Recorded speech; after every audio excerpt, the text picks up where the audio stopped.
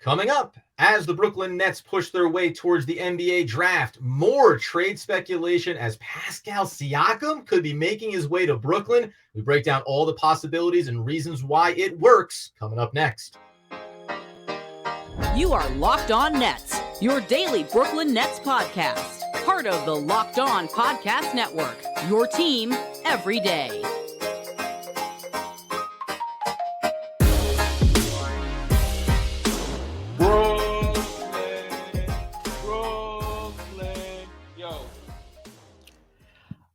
Yes, my friends. It is the Locked On Nets podcast right here on the Locked On Podcast Network. It's your team, the Brooklyn Nets, every single day. Over there, you're going to find Doug Norrie. He's the owner and operator of DFSR for all your daily fantasy sports rankings from DraftKings to FanDuel. He's got you covered. I'm Adam Armbrecht breaking down the New York Football Giants on the One Giant podcast with my boy, Andy Mack. We thank you for making us your first listen of the day. We're free on all those great platforms. And let you know that you can download the Game Time app, create an account, and use promo code LOCKEDONNBA for $20 off your first purchase. Last-minute tickets, lowest prices, guaranteed. And Doug, what's also guaranteed is that the Brooklyn Nets are going to be in these kind of conversations when names get talked about, when head coaches get fired. All of a sudden, franchises around the NBA look like they could be making more players available, and Sean Marks and the Brooklyn Nets should be in on that. Yeah, look, we're headed for what could be an offseason, a great upheaval around the NBA. So it makes sense that a lot of teams would be maybe looking to shift the way they've been doing business. And what the recent word that came out from Jake Weinbeck of Hoops Habit and also Behind the Bucks let everyone know that the Raptors are expected to listen to offers for Pascal Siakam this summer, and that the Nets would be expected to be one of the teams in on it. He lists Portland, Houston, Dallas, and Atlanta as those other squads. And so even when you're about to dive into some draft coverage for the week, you get hit with a little, hey, should we be thinking about Pascal Siakam coming down Brooklyn way? Because this could be a guy that maybe fits a lot of what the Nets are looking for. And we can talk about whether or not we think that's a good idea or not. But I'm not surprised that we're starting to hear some Siakam buzz. No, but when you hear this initially, because we will get into why Toronto is in this position now, obviously moving on from Nick Nurse, but you also have Adrian Griffin moving on, the assistant head coach, now going to be coaching with the Bucks. We'll get into that, and ultimately if we would want this move to happen. But does Pascal Siakam as a name, as a player, hit your ears differently, even when we talk about Dame Lillard? Because when we discussed the potential of that type of trade with the Portland Trailblazers, age becomes a factor. The contract is a big factor. And then where the expectations go when you acquire a player like that, not to mention the mechanics of it. Pascal Siakam is the right age. He's the right skill set. Like, he's the right complement in theory to bring in with a Mikal Bridges, with a Cam Johnson. At least to my mind, this one resonated differently than other speculated trades that we've heard. Yeah, that's interesting. I did not have the same reaction to that. I don't view Siakam as a needle mover like in the grand scheme of things. I think he's a nice player. He's a very, very good player. He's 29 years old. He's coming out of a contract. He has one more year on a contract that's going to pay him.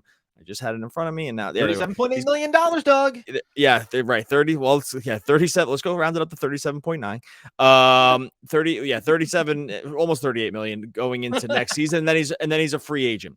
Yeah. And this is one of those situations with Siakam, and we'll go through some of the stats on him and so sort of like what to expect from him.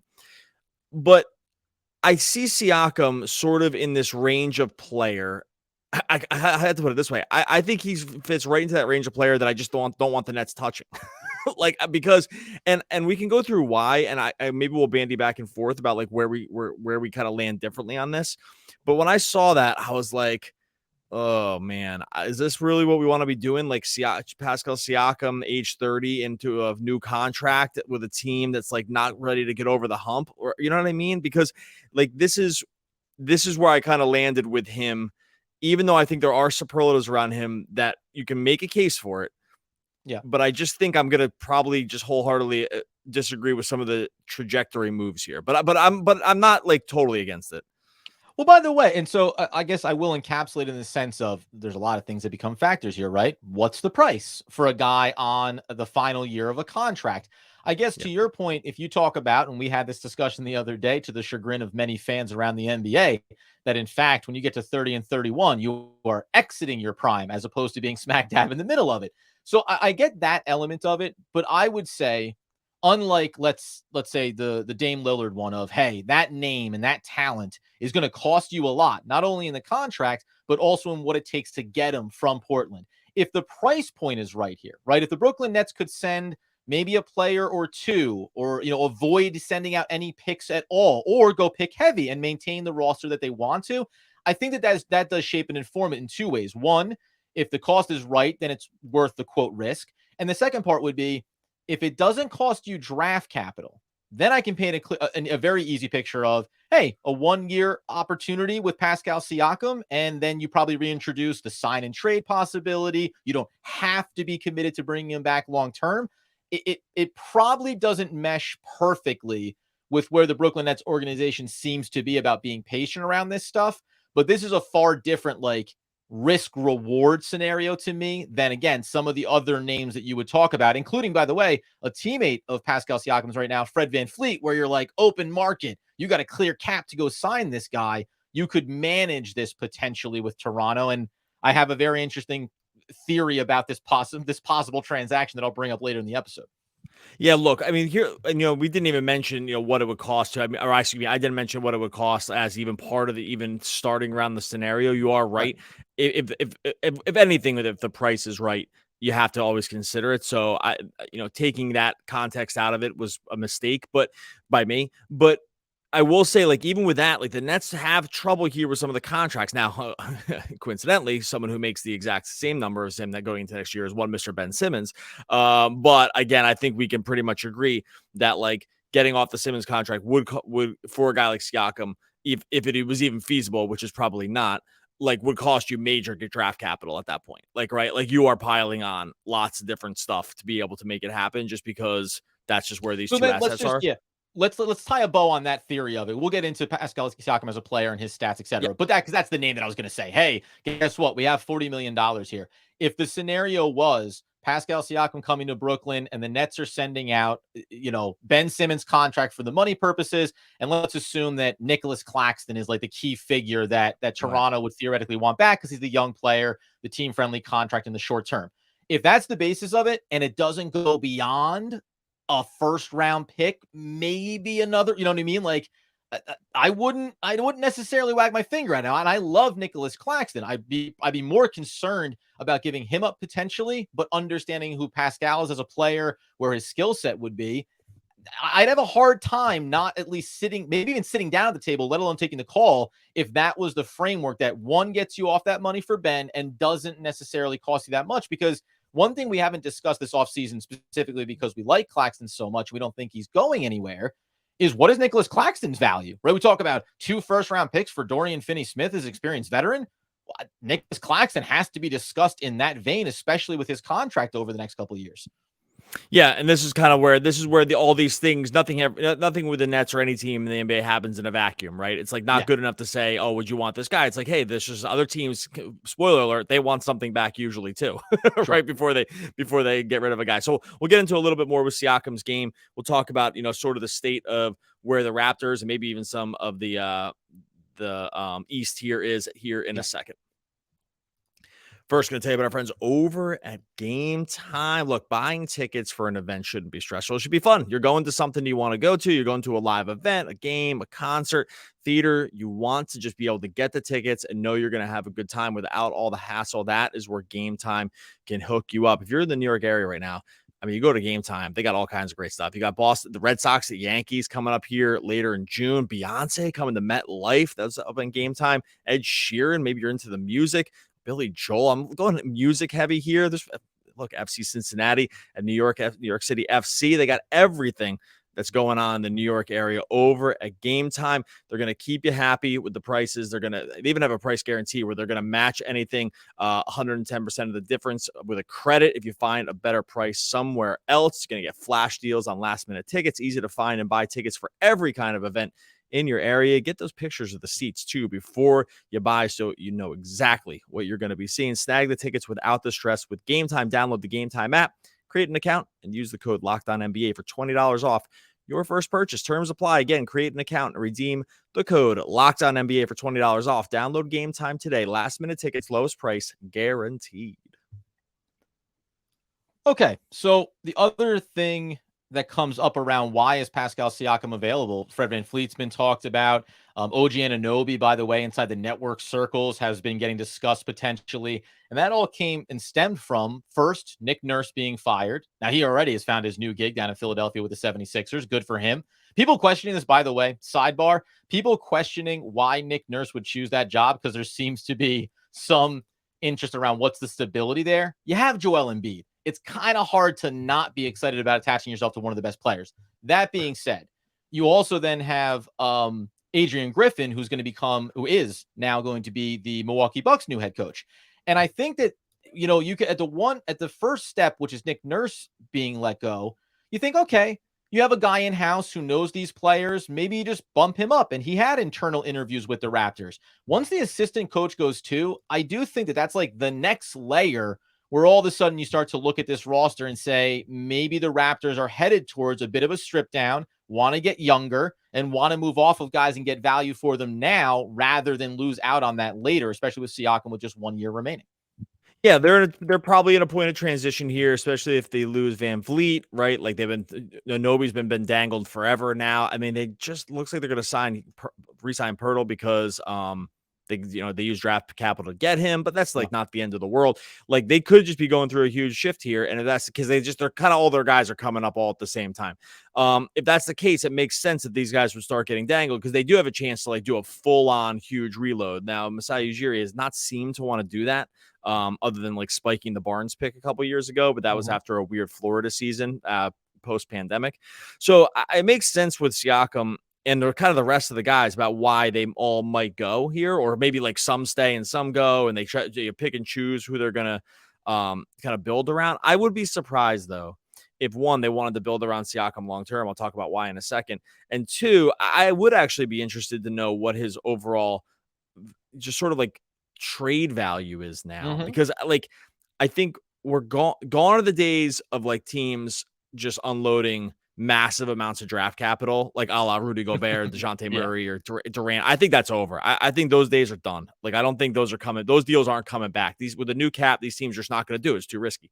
Or the new CBA. But with Siakam especially, like, I don't know, like, what, I can hit some of the stats here real quick, but like just from like a team building standpoint, like, does that make sense that like this might not be the guy that the Raptors and honestly even the Nets like would want to like hitch their wagon to age, all this other stuff, like going out into many years, because I just think that this is like sort of the wrong spot. Yeah, I know. I agree with you on that, on that part of it where I can be interested in a trade for Pascal Siakam, but I'm interested in Pascal Siakam in the short term for what he frees up Mikal Bridges to be able to do more of, right? Like how he can help elevate some players, because he's still a top whatever player in the league. You want to put him top 25, top 30. I mean, it doesn't matter where you want to place him, but he's definitely at least established a track record of a certain level of play, even beyond what we hope Mikal Bridges is just about to enter into. That being said, in Toronto's case, no, he's not the guy that you build a centerpiece around. And there's statistical reasons, I think, for that, and maybe projecting out how his game is going to age as he gets into his 30s. Likewise for the Brooklyn Nets. It's funny. Right now, I think everyone around the league, you'd probably say Pascal Siakam is a better player than Mikal Bridges. But I might only be a season away from flipping that on its head, right? If you're you and I covering the Nets here over the second half of the season, I would say right now, if you told me pick one or the other, I'm taking Mikal Bridges, because I think that there's that next level there that we just scratched the surface of. So where his true value is does become interesting. And for the right team, it makes sense. I think my bigger thing with this, and we'll go to the stats here in a second, is just what other teams are going to be interested potentially for him. How does he fit into other scenarios and help complement? It's rare that I find myself being in the short-term buy, and that's what Siakam is to me. He's a short-term Band-Aid to take the Nets from being a fringe playoff team, play-in team, to saying, no, we're entrenched in the playoff picture, and we can even go a step further in a minute about what they potentially could also add to the roster beyond him that would elevate what I think about this team. Yeah, I agree that he's a floor raiser. Like in terms of, he doesn't put you over the hump. Like doesn't make you a championship contender. Doesn't do anything like that. Like I agree with you that takes the pressure off Bridges in terms of the scoring department, because he does like kind of just want to score. Like he was one of the league leaders in scoring. I mean, It takes the the pressure off advanced. of Cam Johnson too. If you're going to re-sign him, that Cam Johnson doesn't need to be a 25 point a night scorer. He can stay closer to 16 to 20, be perimeter first, and then work towards getting at the basket, off of that. Sorry.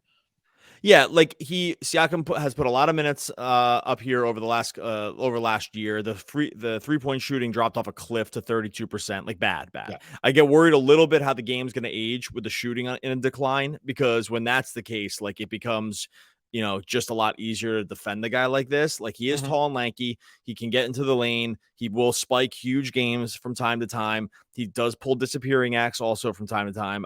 Like if you just follow him on a game to game basis.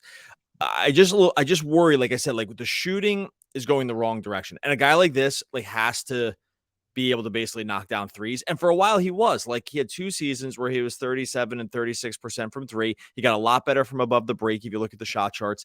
And it was like really on the right path. And then the 2021 season, he was below 30%, and that's horrible. Gets it back to 34%, but then back down to 32%. Like, not to make everything about 3-point shooting, but when you play the way the Nets want to play, and you already have like some possible floor spacing issues, depending on who comes in with around the rest of the team, like you can't really afford to have. It would be tough to actually maybe build around guys like this, especially if you're gonna like already struggle with pick and roll. So I don't know. Does that make sense? Like this is where I'm a little bit worried about how the skill set even lines up. And I agree with you around just the on ball pressure off and the shot clock stuff. Like Siakam can do that. So that I'd be fine with. It's just like how the range of games. If are we giving him assets to like maybe re-sign this guy in his age 30 season? Like that would scare me based on like sort of the way the numbers have gone. And you go back, by the way, you're talking about minutes. Go back to 2019-20. The last 4 seasons, he's played a minimum of average 35 minutes per game, 36, 38, and then 37 again this past He's season. an Iron Man. Like now, I will say that's a Nick Nurse thing. Like Nurse would run these guys to death. Like he would, and I think that's part of the reason. Like he was sort of out in Toronto. Like these guys played a million minutes. He didn't want to play. He wanted to play these very specific rotations. I don't think like. You don't have to do that with Siakam. Another coach would not do that. Like, you know what I mean? So like, I don't think, I think that was more of a byproduct of the coaching than it was like Siakam himself. Because if you look across the board at these Toronto minutes, I mean, they're just absolutely bonkers with what Nurse would do. But I'm just still worried about the age regression on him, and specifically about his game. It's like, hey, you knew Kevin Durant. I'm not comparing him to Durant, but like Durant's game is always going to age because like he can just shoot from everywhere. And like he's 7 feet tall and can rise up over people. Like that will age really nicely, always. Like I worry that Siakam's not the same archetype, and like that it won't age well. And actually, because 1 year could just look real bad, for the theoretical money. Yeah. Well, that too, right? Obviously, again, we talked about this the other day with a Russell Westbrook. You talk about it with mentioned Dame at the top, and yes. The money is not the only reason you look at a guy through a certain lens, but when you're going to make $37, $38 million, it does matter what your production is and your consistency is. I do wonder a little bit too about his production specifically from beyond the arc when it comes to looking at the Toronto Raptors and who their perimeter shooters are, the streakiness of some of those guys when it comes to the outside looks. OG Anunoby, you go and look at his numbers and say, yes, he's hitting at 39% this past season. But as you move your way down the board, guys that are only taking after Gary Trent Jr., like players are averaging a couple of threes a game until you get to Fred VanVleet. Another streaky when he's on, baby, he's on. But when he's been off, it looks a little bit differently.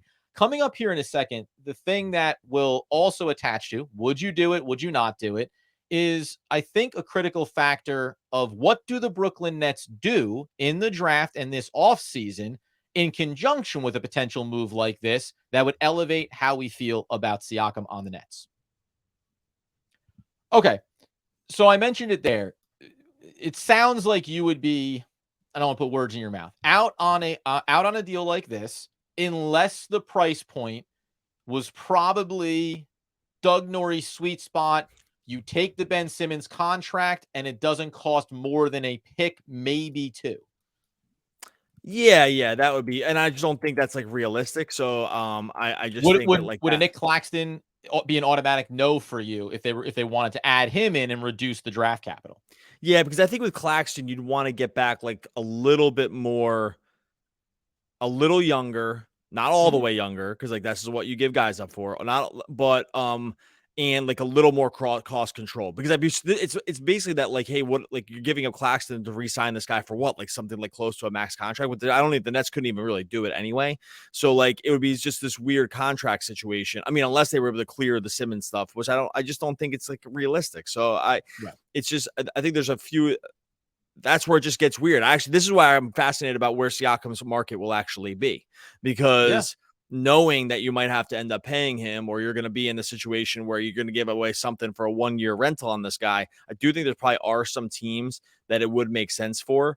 But like the Nets aren't one of them, right? Like the Nets just aren't one of those teams. And oddly enough, it's funny because the Raptors might be in a difficult spot. We mentioned Fred VanVleet could be going. Maybe they'll field offers on OG, though, depending on which parts move. Maybe you keep him around because the money doesn't look as bad there. But like there's a world where the Raptors become a worse team this offseason, even in keeping Pascal Siakam. And then his value only starts to diminish as the year moves along and you progress towards a trade deadline, right? So it probably behooves the Raptors to make this move in the offseason, not in season. And it probably even behooves the Raptors, if they're going to make a big move like this, to do it before the draft so they can get back draft capital potentially in the upcoming draft. And so there's two parts to this. One is, if one of the first round picks that you would have to give up for Siakam is 21 or 22 this year, guess what? I can part ways with that pretty comfortably. We're going to have, by the way, a great episode and discussion coming up with Rafael Barlow. I'll give you a double dip here on a Tuesday for everybody, discussing and highlighting some really interesting prospects. But if I can give up one, and I know I have two this year, it means I can get a pick, get a player, and also give up an asset that maybe I would have at best wanted to push out to a future draft. The other thing to me is in that draft and whether or not the Nets can get themselves a primary ball handler. Because to bring in Siakam unto himself, hey, him, Mikal Bridges, Cam Johnson, the team's better than it was before you made the trade, but you still lack one of the critical elements that you need for this team to be successful, an on-ball facilitator that, even though Spencer Dinwiddie had a great back half of the season, he's not that guy, at least with consistency, or he's not that guy that you can put there in the starting lineup and then lose it in the second unit. I know we'll talk a lot of draft here, but do you have a hard time squinting and looking at the draft and saying, we can get a ball handler and a move like this and start to change how high that floor goes for the Brooklyn Nets? Or do you just look at it and go, hey, they're young players. If you're not picking in the top 5 or top 10, I can't really invest a lot of confidence in that player coming in at 21. Yeah. And this is like the other thing too, like, and you'll see this as a theme, at least for me with drafting stuff coming forward here, is that like drafting for need would be another mistake on the Nets part. Like you can't draft for need here. Like they have to draft like upside, and upside over floor, I think. And we'll go through like the guys that like kind of fit that. And, I'm sure we'll probably differ a little bit on this stuff, which is cool. But yeah, like I think like with ball handling too, like the other reason I don't want to make a move for a guy like Siakam, because this all does kind of run together, is because I do think the Nets actually should probably play the string out with the Simmons thing a little bit to just see what they have. I mean, the value can't be lower right now than it is now, like it is already. And so just in like that 1 in 1,000 world where he does come back and is like actually good, I do think the Nets should just play that out, because I just don't see, unless like someone really just wanted to go, like, I mean, you could do Siakam for Simmons. Sure. I just don't think it's possible. If you could do it, you say yes. But I do think like overall, I'm of the mindset, the reason I don't want to do this thing here is because I kind of know what I'm getting with Siakam. I know what it's going to be. I know where the ceiling is. I don't think there's any more surprises or tricks coming out here. I do think there's a world where there's something different with Simmons. And I do think there's a world like with the draft where they could draft some upside and just go a little different direction here. And Siakam doesn't represent that. And so, and that's where I'm just like fine playing it out for a season here and sort of, because they're kind of pot stuck anyway. Does that make sense? I don't know. Like that's kind of, I see Siakam represents like this is why he represents the wrong kind of move for me. Because I don't think you're like going to get anything. You're not like getting away with anything Like, you're not getting away with anything by bringing him in. So I would say, like, on the Ben Simmons piece, which we're going down a narrative rabbit hole here that may not even exist. They're all connected, though. It's all connected. Like, but in this particular one, no. But in this particular one, where you can get off of him, and you're right. That 1 in 1,000 chance that Ben Simmons does come back to some version of himself, great. But I know that I'm comfortable letting go of him in a deal to get that money cleared off the books so that 2024 offseason represents something different. And by the way, on a rental for Siakam, if that money's gone, that means that money is legitimately gone. The $40 million will be gone, right? And what happens with this trade is Claxton's still here or not here, money for him. You're going to re-up with Cam Johnson potentially, and then you're going to have other guys, if you draft well, that you're going to want to earmark money for too. So I'm comfortable taking that risk. I do agree with you that the Nets it's not even cautious. It's just being patient. I think that matters to how they approach this offseason and the next upcoming season, because while we're all excited on what Mikal Bridges can be, and we know that we are smack in his prime right now, you have to do it for the right guy. And I don't know who, I know who that player is. Luka becomes available. Guess what? I throw everything I have at the Dallas Mavericks short of Mikal Bridges to say, hey, if I have a trio of Luka and Mikal and Cam Johnson, we'll build everything else out from there. And I'll give all my first round picks maybe to put that thing together and elevate us to actually being a title contender. Short of that, I think you have to be very risk adverse here if you're Sean Marks and the Brooklyn Nets, because you don't want to get yourself committed to another scenario of big money that you can't get out from underneath. So it is fascinating to me if the Nets would entertain this, how interested they would be in it. But let's close out on something, if you want, that ties in nicely to the idea of, we had that fun discussion around a Russell Westbrook, right? And what's it going to be like? What's his market? If I paint a scenario where you get him on like a team-friendly deal and you have Pascal Siakam, does that short-term excite you at all to say, hey, we brought in a couple of veterans that we're not long-term committed to, and yeah, maybe it does make us a team that could make a run through a round in a deep second-round run and scare some teams in the Eastern Conference, knowing that it's a year commitment. Like, if the Nets could find a way to be a little more dangerous for the next year and sacrifice some assets, that would excite me. Like, it'd be exciting to see Mikal Bridges get even more talent around him than we saw over the back half of this last season. Yeah, for one season, they'd be certainly more fun to watch. Like, the hard part with rebuilding is you have to usually go through parts where it's not that much fun. That's the not so fun part with rebuilding, is that, like, to do it, you have to sometimes watch some not so great basketball. That is an unfortunate thing. It's why fans struggle with it. It's why owners struggle with it maybe more than anybody, right? Because, like, committing to a rebuild is tough. And so with a guy like, would it make sense for 1 year from a fun category to, like, throw those guys together and win a few more games? Yeah, it would be more fun. Like, the podcast would be more fun. The nightly games would be more fun. Right. But eventually you have to have a reckoning moment with these things, right? Like, there has to be a moment of reckoning. And sometimes the moment of reckoning can be like, 2 bad seasons in OKC, and now they're looking like something that's going to look really cool, right? Sometimes the reckoning can take a long time because you never can, like in Charlotte, it's like, hey, we just can't be good. We don't know what's going on. We stink at this, right? But, like, so I think that there's different versions of this. I just get worried. I know that I feel I sound like a wet blanket with this sometimes, because I just know I have a feeling I know what it costs to get that. Mm-hmm. And I actually let my foot off the rational rope this year when we were kind of like, let's make the playoffs, even though that was like such a mistake, right? Like, it was like such a mistake to do it, even though it was more fun. Like long-term team building, good draft picks, capital, stuff like that. It was a mistake. We agreed at the time. It was a lot more fun to watch. I'm totally on that part of it, but that's like the one example for me where I'm like, I would never have rooted that. But what was it going to do? Go 2 months and being like, why are they trying to win? It would have been dumb. Right? Well, it's so funny about it. We'll close out on this because it's like, you're right. They should have just tanked it out. And Mikal Bridges never should have even stepped on the court for the Brooklyn Nets. He should have been passed through and picks all around. And the Nets have, 14 first-round picks over the next 4 years and all that great stuff, which maybe is true. And then also, though, I always come back to, like, but not every lottery pick is a hit. Not every top 4 guy ends up being a franchise player. In that world, where the Brooklyn Nets did dumpster at the back half of the season and got into the lottery. And then guess what? The ping pong balls fall wrong and you pick 5. Nobody at 5 right now is as exciting as the first 3 players, right? So like, I think sometimes whatever happens, you'll inevitably find yourself thinking about what could have happened. And that's always a devil's bargain to me, because the results, at least in the Brooklyn Nets case, in recent years have not gone the kind of fun way. And you can make a case that the thing that has gone their way is when they decided to move Kevin Durant, they actually got back a guy that was way better than anyone anticipated or realized.